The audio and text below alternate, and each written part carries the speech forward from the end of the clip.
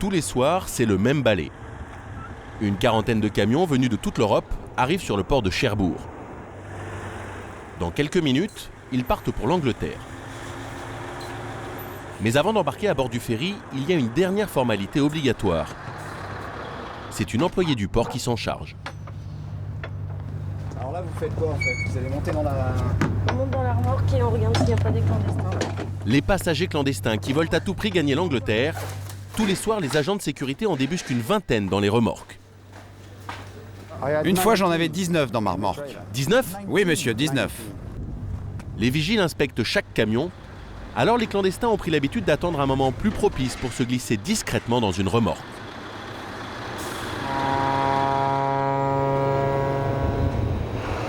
Ça se passe lors des opérations de déchargement et de chargement du ferry, quand il y a un peu de pagaille sur les quais. Du coup, les autorités ont placé un vigile sur le toit du terminal. Et en général, il n'a pas besoin d'attendre bien longtemps pour repérer des clandestins. 5 minutes à peine après le début de l'embarquement, un petit groupe se faufile à l'arrière de ces camions. Ils vont tenter de pénétrer dans une des remorques.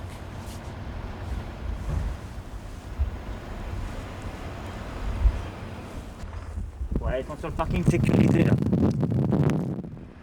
Mais ce soir, le bruit de l'effraction va alerter le chauffeur du camion de gauche. Ça c'est les routiers ça. Quand ils klaxonnent comme ça, c'est pour avertir qu'il y a du monde. Pas spécialement nous qui les avertissent, mais plutôt leurs collègues.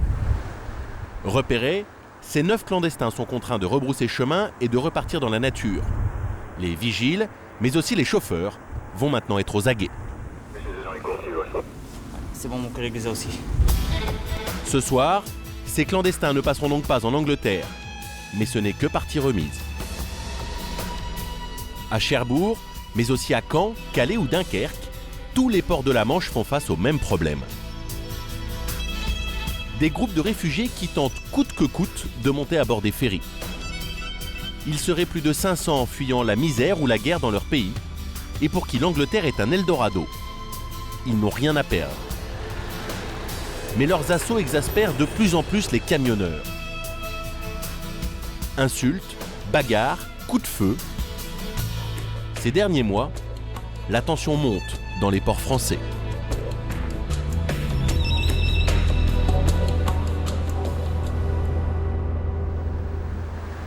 Calais, à moins de 35 km de Douvres. Par beau temps, on aperçoit les falaises britanniques. Pour les clandestins qui errent dans la ville, le rêve n'a jamais été aussi proche. Depuis la fermeture du centre de Sangatte, où ils étaient nourris et logés, ils sont 300 à vivre autour du port.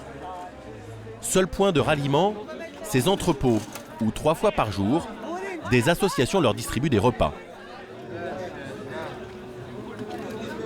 Vous voulez m'aider tout à l'heure? You don't help me? Sylvie Copian, c'est bénévole. Elle est là tous les jours. En aidant ces clandestins, elle est hors la loi. Là, c'est de l'aide à personnes en situation irrégulière. Donc, c'est 4 ans en prison ferme et 30 000 € d'amende. With this, tomorrow you go to England. Oh, il a souri. C'est un bon jour aujourd'hui. Si elle les aide, c'est parce que beaucoup sont dans des situations ubuesques. Irak, Afghanistan, Érythrée, la plupart a fui un pays en guerre. La loi interdit donc de les renvoyer chez eux. 3 days. In 3 days, you go to Birmingham. Si la police les interpelle, elle les expulse vers le premier pays européen où ils ont été contrôlés.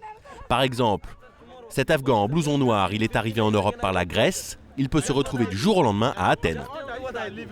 La Grèce a pris mes empreintes mais m'a refusé l'asile. Je ne sais pas quoi faire. Vous êtes coincé ici? Je dois essayer de passer en Angleterre dans 2 jours. La police peut m'arrêter d'ici là. Il y aura toujours cette menace au-dessus de la tête que même s'il va en Angleterre, il peut être envoyé en Grèce. Si la Grèce accepte de le reprendre, il peut se retrouver, dans 5 jours après, de Londres, il peut se retrouver à Athènes. Et il y a des jeunes Afghans qui passent leur temps comme ça, j'en connais, qui ont fait plusieurs fois le trajet. Des clandestins qui errent sans cesse à travers l'Europe et qui rêvent d'une vie meilleure en Angleterre. C'est le cas d'Ahmed et de son fils de 9 ans. Ils ont fui l'Afghanistan et les talibans avec l'aide d'un passeur. Ils ont déjà tenté 5 fois de traverser la Manche. Qu'est-ce que vous allez faire en Grande-Bretagne?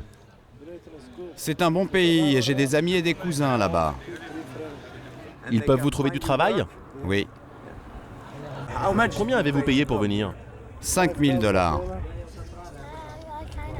Vous avez payé 5 000 $, pour vous et votre fils. Oui, pour moi et mon fils. Et vous êtes coincé ici. Oui, Pourquoi? parce que je n'ai plus d'argent pour aller à Londres.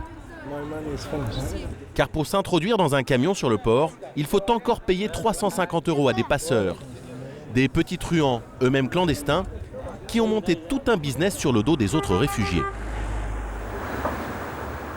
Nous en avons trouvé à Cherbourg, sur un terrain vague. C'est un camp tenu par des clandestins irakiens présents ici depuis plusieurs années. Nous filmons en caméra cachée. Ne filmez pas, ne filmez pas. Parle français? Il y a là une trentaine de clandestins en partance pour l'Angleterre.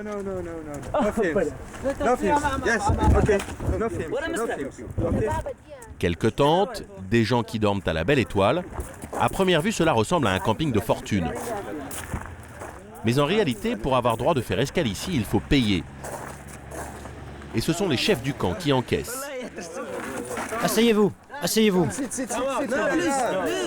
Nous nous asseyons avec eux pour tenter de comprendre comment fonctionne leur organisation. Posez la caméra par terre.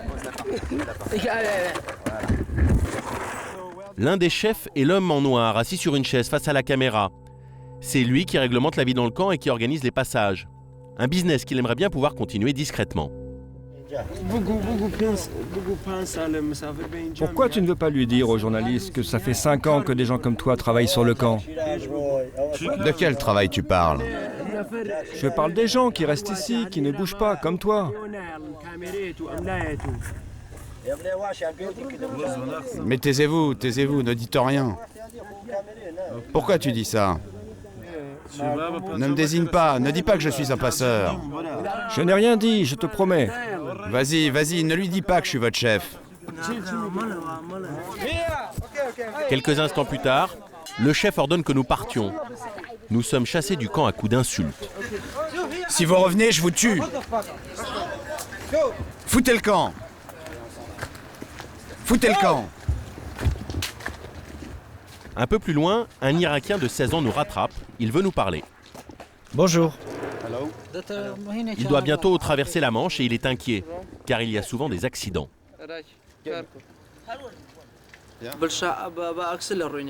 On se cache dans les camions. Le passage est dangereux. On risque nos vies. Hier soir, 2 d'entre nous ont été blessés parce qu'ils se sont cachés dans les roues de secours. En Irak, nos vies sont en danger, mais ici aussi quand on essaie de passer.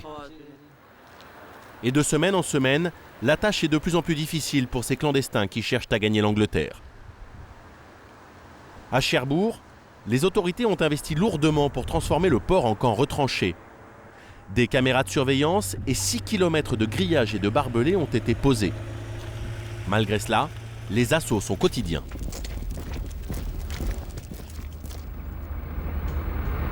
Ce grillage-là, on a juste à le repousser, il passe par en dessous.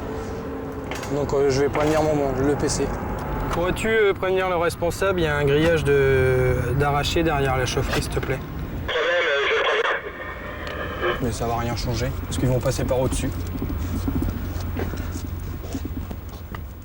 Ici, chaque jour, ce sont plusieurs centaines de camions qui attendent pour embarquer sur des ferries. Débusquer les clandestins, c'est le boulot des employés du port. Depuis quelques mois, leur patron, Norbert Rissot, fait une visite d'inspection tous les soirs. Et cette nuit-là, dès le début, la pêche est bonne. Derrière les barbelés, sur la digue, il repère 2 clandestins.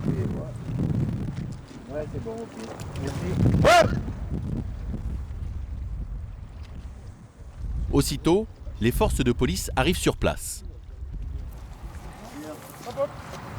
Allez, lève-toi, c'est bon. Ce soir, les clandestins sont nerveux. Oh, attention. Et la présence de notre caméra les dérange.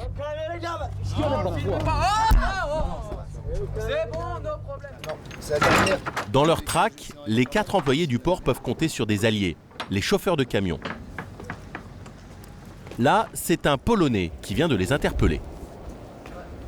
Il me dit de le suivre jusqu'à son camion pour vérifier. il a remarqué quelque chose de suspect sur sa remorque. Elle a pourtant été fouillée une première fois il y a plus d'1 heure.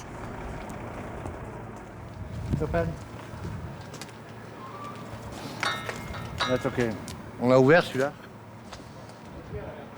Si le chauffeur arrive en Angleterre avec des clandestins à bord, il encourt 3 000 € d'amende. Voilà pourquoi il alerte Norbert et son équipe.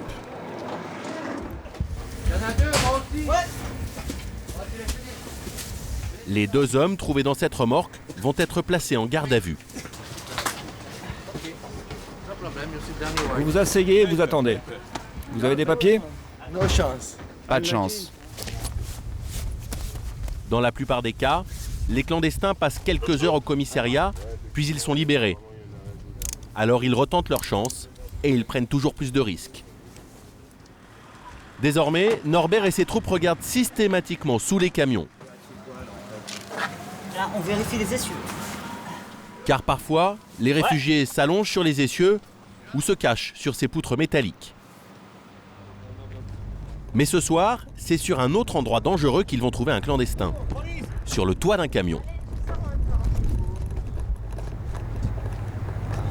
Allez, tu descends, s'il te plaît, dépêche-toi. Eh, tu viens par ici. Oh, tu viens là. Et là, hop.